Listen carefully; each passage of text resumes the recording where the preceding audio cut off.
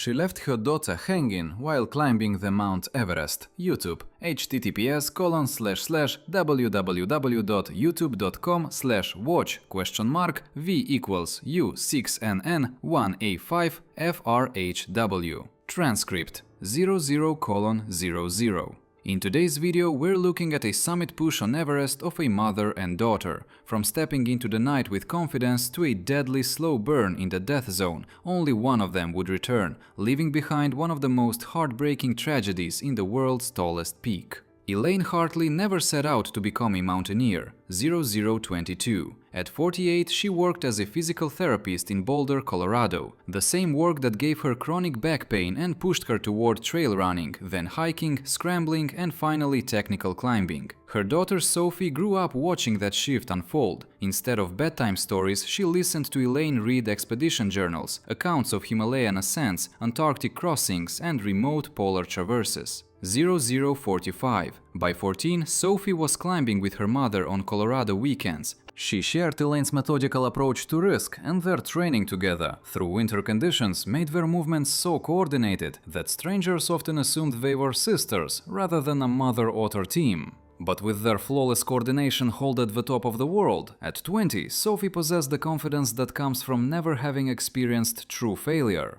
Her impressive record of technical climbs had created a sense of invincibility that concerned her mother, even as it inspired her. They arrived at Everest Base Camp on April 15, 2023, after a grueling trek through the Khumbu Valley. The altitude hit Sophie harder than expected. She spent her first 3 days battling nausea and headaches that left her barely able to eat. Elaine monitored her daughter's condition with the clinical eye of a medical professional, noting symptoms and tracking recovery. By the 4th day, Sophie's body had begun adapting, and her natural enthusiasm returned. 140. With the help of their Sherpa, they completed rotations to camps to Firm and 2 without incident through April. By early May, both women felt ready for their summit attempt. Weather forecasts showed a promising window opening around May 18th. The night before their departure from base camp, Elaine experienced a moment of doubt that she would later replay endlessly in her mind. 202. Sophie was reviewing her research notes, planning the samples she hoped to collect near the summit. Her excitement was palpable, but something in her manner, a slight breathlessness, a tendency to pause mid-sentence, concerned her mother. When Elaine suggested they might consider postponing their attempt, Sophie's reaction was immediate and decisive. 219. She said they had trained for this moment for years, and she was ready. At 8 p.m. on May 17th, they left base camp for the final time, beginning the multi-day journey that would take them to the roof of the world. The trek to Camp 2 proceeded without incident. Both women felt strong, their movements efficient and coordinated. Sophie's headlamp beam danced across ice formations as she pointed out features that interested her, her voice carrying the excitement of someone approaching a long-held dream. At Camp 2, they rested for 6 hours before continuing to Camp 3. According to the Sherpa, the altitude was beginning to affect their sleep. Both women dozed fitfully, waking frequently to check their oxygen levels and adjust their equipment. Sophie complained of a mild headache, but her vital signs remained stable. Elaine administered ibuprofen and monitored her daughter's condition throughout the night. The ascent to Camp 4 at the South Pole began before dawn on May 18th. This was the most technically demanding section of their route. Sophie's climbing remained strong, but Elaine noticed subtle changes in her daughter's movement, a slight hesitation before difficult moves, a tendency to breathe more heavily during rest stops. These were normal responses to extreme altitude, but they added to Elaine's growing sense of unease. Was Sophie showing the first signs of something far more serious? They reached the South Pole at 2 p.m., establishing their final camp at 26,200 feet. Sophie tried to eat, but managed only a few bites of energy bar before nausea overwhelmed her. Elaine forced herself to consume a full meal, knowing she would need every calorie for the summit push. At 11 p.m. they began their final preparations. Sophie's hands shook slightly as she adjusted her harness. Whether from cold, altitude or excitement, the Elaine couldn't determine. Unbeknownst to them, their preparations wouldn't be enough to survive what came next. Their Sherpa arrived at their tent at 11:45 p.m. and checked their equipment one final time. He had guided many clients to the summit, but something about this expedition felt different. He said that the mother-otter dynamic created emotional complexities that didn't exist with typical client relationships. He had watched Elaine's protective instincts clash with Sophie's determination throughout their acclimatization period. Could he intervene if that clash became fatal? Or was he powerless to stop what was coming? At 12:25 a.m. on May 19th, they clipped into the fixed line and began their ascent into the death zone. The temperature was minus 28 degrees Celsius, cold enough to freeze exposed skin in minutes. Their headlamps created small pools of light in the vast darkness, illuminating only the few feet of terrain directly ahead. Behind them, other climbing teams were beginning their own summit attempts, creating a slow-moving procession of lights ascending the mountain's final slopes. Sophie's initial pace was strong, her movements confident and efficient. She had trained for this moment for years, and her body responded automatically to the familiar rhythm of high-altitude climbing. Then the first sign of trouble came at 3:40 a.m. near a feature known as the balcony at 27,600 feet. What should have been a brief rest stop became an extended delay as they encountered an unexpected bottleneck of nearly 40 climbers.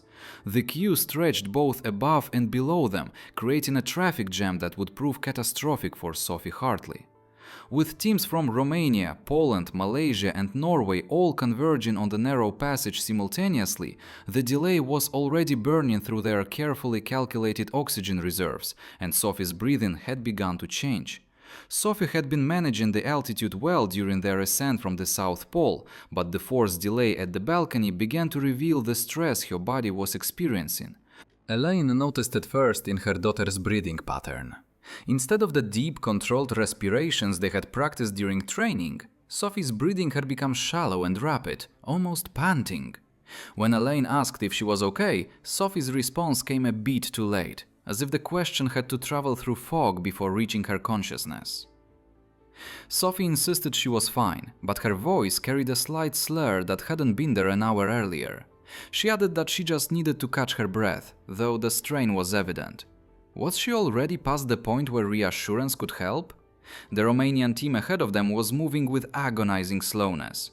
Their lead climber, a 52-year-old businessman from Bucharest, was clearly struggling with the altitude. By 4 a.m., they had been stationary for nearly 20 minutes. Sophie's condition was deteriorating visibly. She kept trying to adjust her oxygen mask, but her hands seemed unable to locate the buckles properly. Her fingers, even inside insulated gloves, were trembling with fine motor tremors that indicated her nervous system was beginning to fail under the stress of extreme altitude.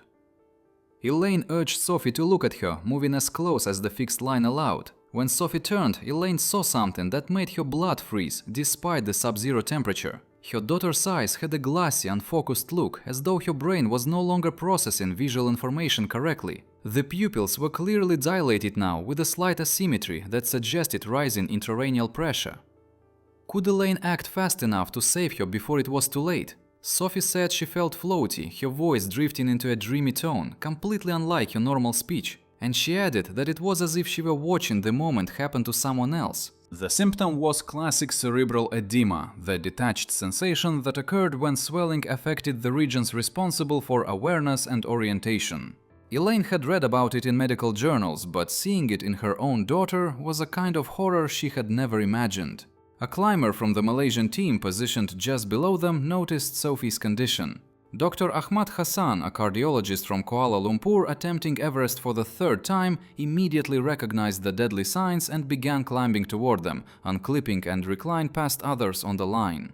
When he reached them, he told Elaine that Sophie needed to descend immediately and that the symptoms would only worsen at this altitude. But how could they descend when the line was completely blocked? The narrow ledge system at the balcony allowed movement in only one direction. And with 40 climbers queued above and below them, backing down would require the cooperation of dozens of people who were fighting their own battles against altitude and exhaustion. The Romanian businessman ahead of them was barely moving, but he refused to step aside and allow faster climbers to pass. His guide explained in broken English that moving off the main line would be suicide. The terrain on either side was too steep and unstable to support climbers without the security of the fixed rope. Sophie's deterioration accelerated as they waited. Elaine said that she was trapped in a nightmare of medical knowledge and maternal helplessness at that time. She could diagnose exactly what was happening to her daughter, but the mountain's geography made treatment impossible. Every minute they remained at this altitude was allowing more fluid to accumulate in Sophie's brain, increasing the pressure that was slowly shutting down her nervous system. Could they survive the slow crush of time and altitude? At 4:45 a.m. the Romanian team finally began moving again. Sophie tried to follow, but her coordination was now severely compromised. She kept missing her safety clamp when trying to advance it up the fixed line, her hands unable to perform the simple mechanical task they had practiced thousands of times during training. Elaine asked the Sherpa whether there was any way to get Sophie off the mountain, but his silence said everything. A helicopter rescue was impossible at that altitude, and carrying an incapacitated climber down Everest's technical terrain would require manpower no team had. Sophie's only chance was to descend under her own power, a possibility that was slipping away with each passing minute. By 500 am, Sophie was leaning heavily on the fixed line, using it for support rather than just security. Her legs seemed unable to bear her full weight, and she was taking 3 or 4 breaths for every step forward. The wet rattle in her breathing had become more pronounced, and she had begun coughing up small amounts of pink-tinged foam, a sign that fluid was accumulating in her lungs as well as her brain. At 5:02 am, Sophie's legs finally gave out completely. She slumped onto the fixed line, her full weight supported by the rope and her harness. The sudden load created tension that rippled through the entire queue, causing climbers above and below to brace themselves against the unexpected strain. For a moment, it seemed as though the fixed anchor points might fail under the additional stress, potentially sending multiple climbers tumbling down the mountain's steep face. 2 climbers immediately moved to support Sophie, each taking one of her arms to help distribute her weight. Their Sherpa checked her pulse and found it rapid and irregular. Her skin had taken on a greyish purr that was visible even through the tinted lenses of her goggles. Could they stabilize her before the altitude claimed her entirely? Ella asked Sophie if she could hear her, edging as close as the rope system allowed. Her daughter responded after a long, confused pause, asking if they were at the summit yet and saying she wanted to collect her samples. The question tore at Elaine. Sophie was still focused on her research goals, even as her body was failing. The same dedication that had pushed her through years of training was now keeping her from understanding how severe her condition truly was. She was dying. But her oxygen-starved brain could no longer grasp that reality. Their Sherpa's assessment of Sophie's condition was immediate and grim. He had seen dozens of climbers succumb to altitude sickness over his 17 years of guiding on Everest, and he knew the signs of impending death. Sophie's symptoms had progressed beyond the point where descent alone might save her. She needed immediate medical intervention that was impossible. They were trapped in the death zone with a dying climber, and their options were rapidly disappearing. Could any intervention be effective at this altitude? The queue began moving again at 5:15 am, but Sophie could no longer participate in the upward movement. Her clamp kept slipping on the fixed line, and her legs wouldn't support her weight for more than a few seconds at a time. The other climbers worked together to help her advance, but progress was measured in inches rather than feet. Every minute they remained at this altitude was allowing more fluid to accumulate in her brain and lungs. Was each inch forward bringing her closer to the summit or closer to catastrophe? At 5:18 am, with the first pale hints of dawn beginning to illuminate the eastern horizon, Sophie Hartley made the decision that would define the final minutes of her life. Despite her deteriorating condition, despite the fluid accumulating in her brain and lungs, despite her mother's increasingly desperate pleas to descend, she attempted to continue climbing toward the summit of Mount Everest. Sophie's oxygen supply had been running low since the unexpected delay at the balcony, but the readings on her regulator showed she still had approximately 45 minutes of flow remaining, enough to reach the summit if they could maintain a reasonable pace. What the gauge couldn't measure was how effectively her compromised respiratory system was processing that oxygen. The fluid accumulating in her lungs was creating a barrier between the air she breathed and the blood that needed to carry oxygen to her brain. She was drowning from the inside while simultaneously suffocating from altitude. She tried to switch hands on the clamp, something she had been failing to do for a while now, but at first it looked normal. She loosened her right hand and reached across with her left to slide the device higher on the rope. but the swelling in her brain was evidently interfering with even simple coordination. Her left hand missed the line completely, closing on empty air at the same moment her right hand let go. Their Sherpa, positioned about 20 feet below on the line, heard the distinctive metallic scrape of a clamp sliding down the fixed rope under load.